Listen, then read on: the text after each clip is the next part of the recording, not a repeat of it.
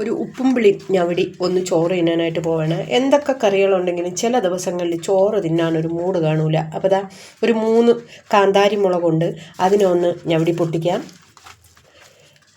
ഇത് ചുട്ടെടുത്ത ഉള്ളിയാണേ, ഒന്ന് ചതച്ച് വെച്ചിട്ടുണ്ട്, അതിനെ ഒന്ന് പൊട്ടിക്കാം. ഇത് പുളിയാണ്, ഇത് ഒന്ന് ഞവടി ചേർക്കാം. ഞാൻ പിന്നെ 2 പപ്പടവും കൂടെ ഇതിന് കൂടെ ഞാൻ കാച്ചിയിട്ടുണ്ട്. അപ്പോൾ അതിലിട്ട് പൊള്ളിച്ചെടുത്ത മുളകാണ്. ഇതാണ്ടോ, ഈ പൊള്ളിച്ചെടുത്ത മുളകിട്ട് ഈ ചമ്മന്തി ഉണ്ടാക്കുന്നുണ്ടല്ലോ, ഭയങ്കര ടേസ്റ്റാണ് കേട്ടോ. ഇതിന് ഉപ്പുംപുളി എന്ന് പറയും, മുളക് ചമ്മന്തി എന്ന് പറയും. അപ്പോൾ ഇതൊന്ന് നല്ലവണ്ണം ഒന്ന് ഞെരടിയെടുക്കാം.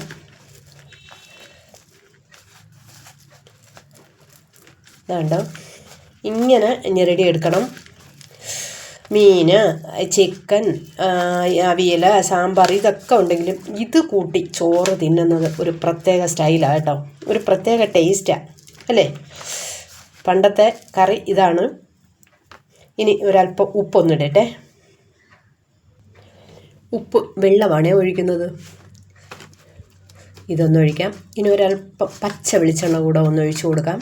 പച്ച വെളിച്ചെണ്ണ ഒഴിക്കുമ്പോഴാണ് ടേസ്റ്റ് കൂടുതൽ കേട്ടോ. അതെല്ലാം റെഡി ആയിട്ടുണ്ട്. ഒന്നുകൂടെ ഇത് ഞെരടി എടുക്കണം. പച്ച വെളിച്ചെണ്ണ കൂടെ ഒന്ന് ഒഴിച്ചോട്ടെ. ഈ വെളിച്ചെണ്ണ കൂടെ ഒന്ന് ഒഴിച്ചു കൊടുക്കാം. ഇനി ഒന്നുകൂടെ ഞെരടി എടുക്കാം.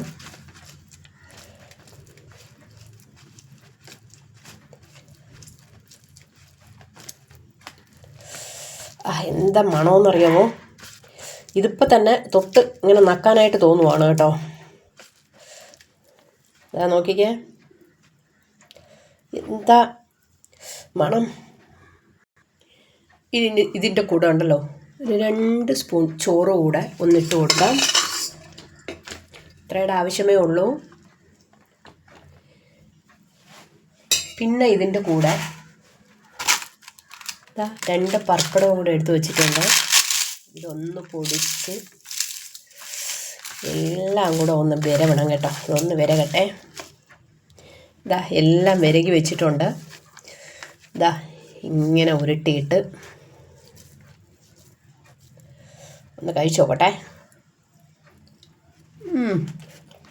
എന്തിനാ 10 കറിയൊക്കെ, ഈ ഒരൊറ്റ കറി നമുക്ക് ഒരു ചിലവുമില്ലാത്ത ഈ ഒരൊറ്റ കറി മതി നമുക്ക് വയറ് നിറച്ച് ചോറുണ്ണാനായിട്ട്. സത്യം പറഞ്ഞാൽ എന്താ ടേസ്റ്റാണെന്ന് അറിയാമോ ഇത് തിന്നാനായിട്ട്. വേറെ ഒരു കറിയും വേണ്ട കേട്ടോ. ഞാൻ ചിലപ്പോഴൊക്കെ എത്ര കറിയൊക്കെ ഉണ്ടെങ്കിലും ഓടി വന്ന് ഉച്ചയ്ക്ക് ഞാൻ ചോറ് കഴിക്കുന്നത് എങ്ങനെയാണ് കേട്ടോ, ഇച്ചിരി ഉപ്പും പുളിയൊക്കെ ഞവടി ഒരു പപ്പടം ഉണ്ടെങ്കിൽ അതും കൂടെയൊക്കെ ഇട്ടിട്ട് എന്താ ടേസ്റ്റാണെന്ന് അറിയാമോ.